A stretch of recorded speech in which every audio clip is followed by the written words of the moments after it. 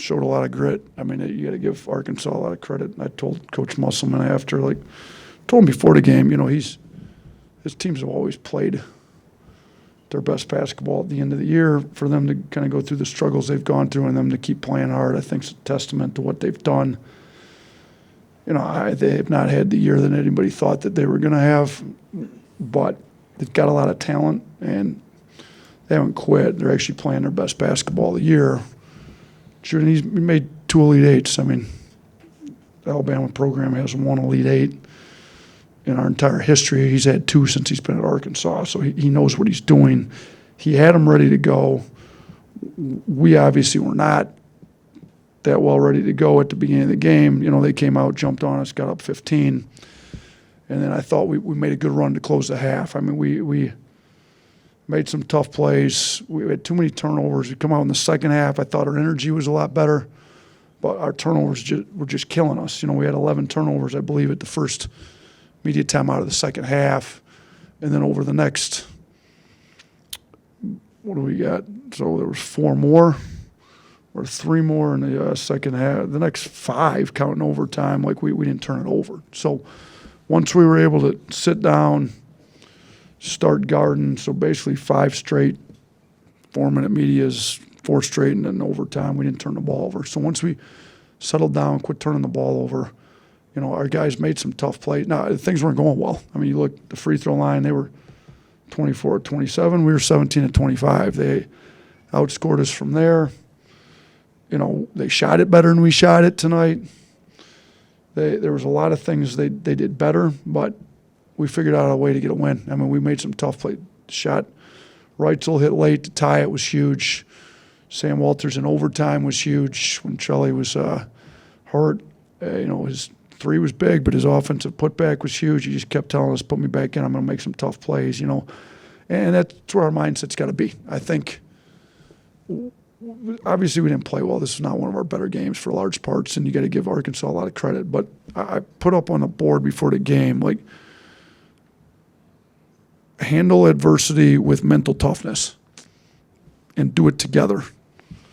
I thought we handled a lot of adversity. They got to the bonus quickly in the second half. We had some stupid fouls. We couldn't make a shot. A lot of guys didn't play their best game. We turned it over, kept playing. That first bucket Estrada made, you could just kind of see the relief on his face. I finally got one to go in. Go down the list, multiple guys. Things weren't going well.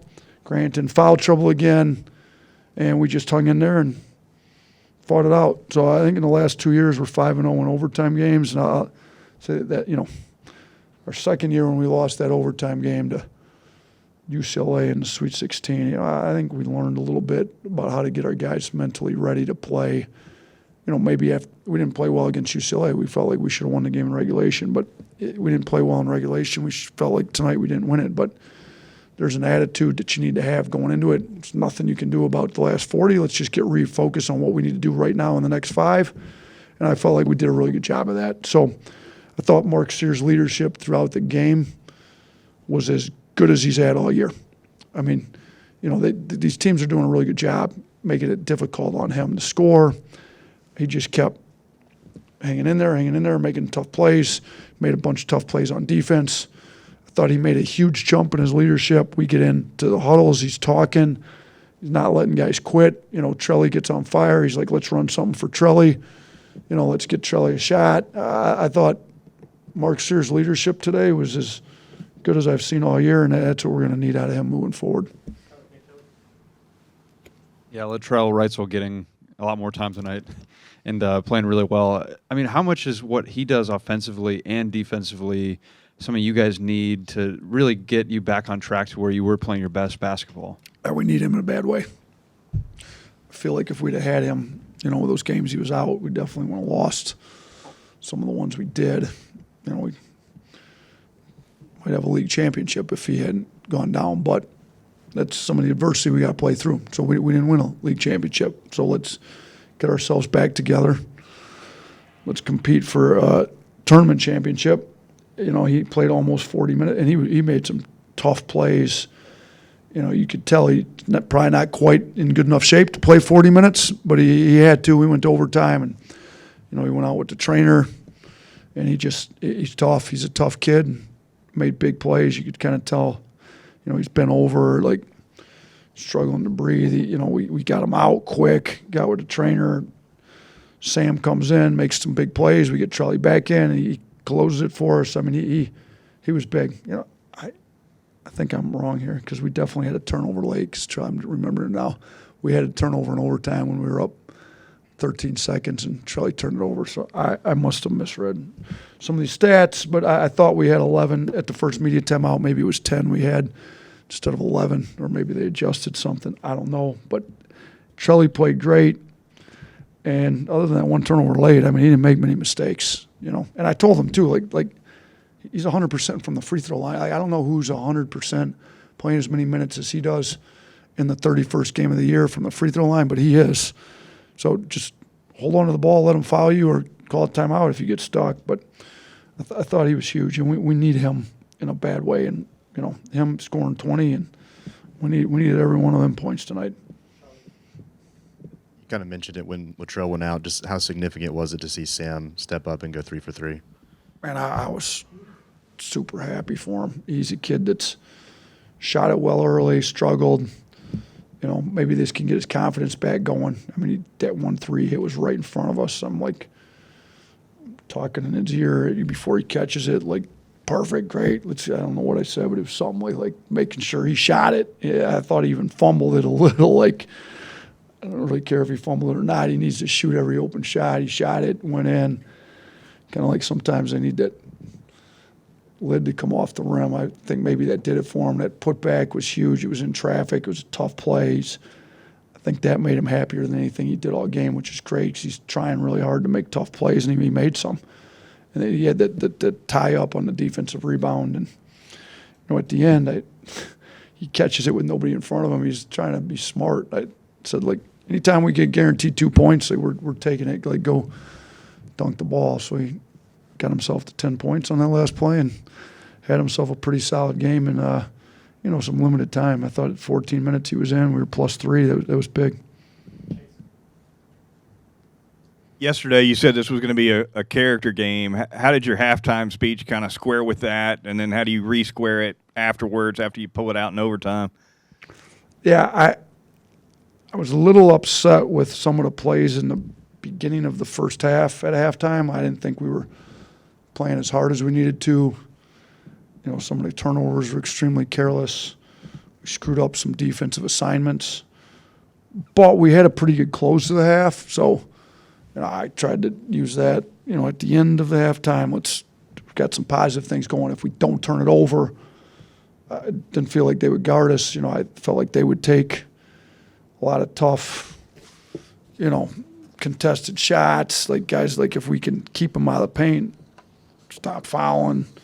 We fouled there at the beginning of the second half, but, they, we shot. I'm looking at it right now. Our analytics people, we shot too many non-rim twos. Like 18% of our shots were non-rim twos. We're on the year, it's closer to 10%. But, they shot 30% of their shots were non-rim twos. I knew they would just keep taking, like, the contested, tough, long twos. And over the course of time, we're going to trust our numbers. They shot 35% on those 20 shots. We actually shot it all right on ours. We shot 50% on those 14 shots we took. But, just stop turning it over, force them to take tough shots.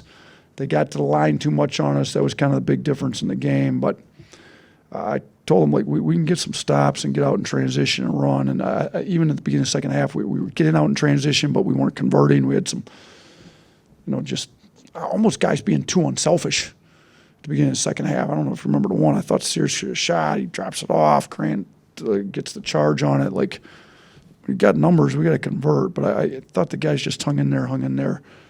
Told them we're going to, face a little adversity we already have in the first half. Like, let's continue to play through it, and we'll get this thing turned around. So,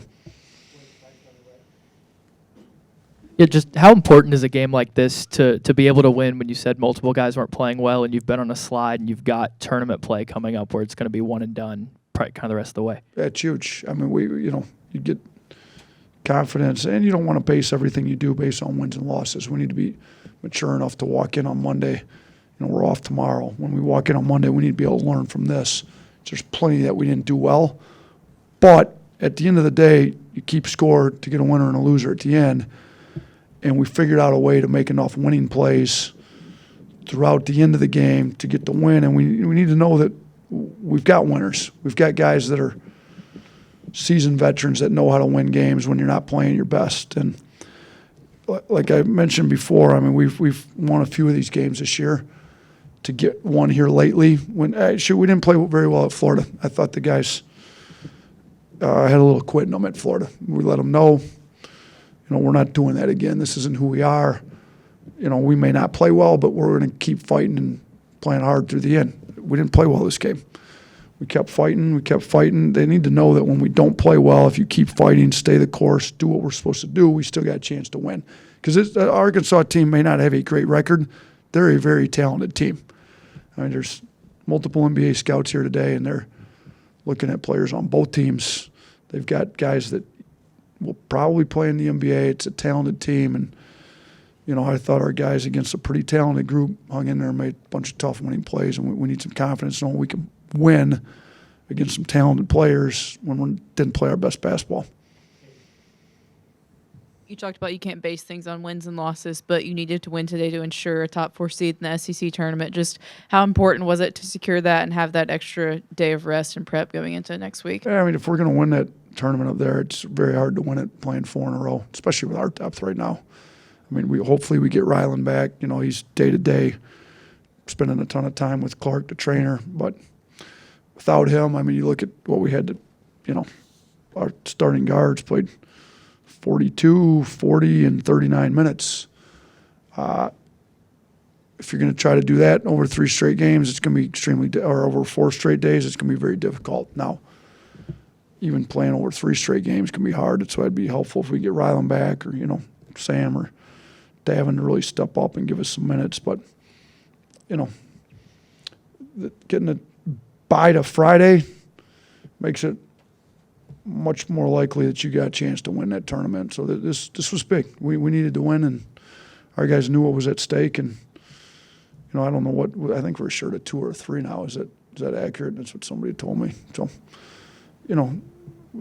means we'll be a opposite bracket from Tennessee, and see who we end up with on Friday and Saturday, and see if we can't get a rematch with Tennessee for a 3rd time on Sunday. That'd be great.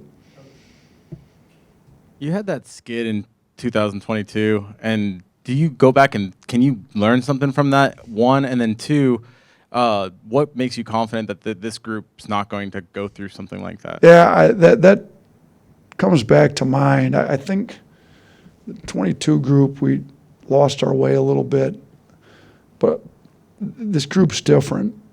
Like, I didn't ever get the feeling that these guys have quit on each other at all. We may have played bad. We may have quit in the game against Florida, but these guys like each other a lot. They play for each other. I mean, Estrada has only been here a year, but if you knew him, he's one of the best kids you'll ever meet. He's like an unbelievably great teammate.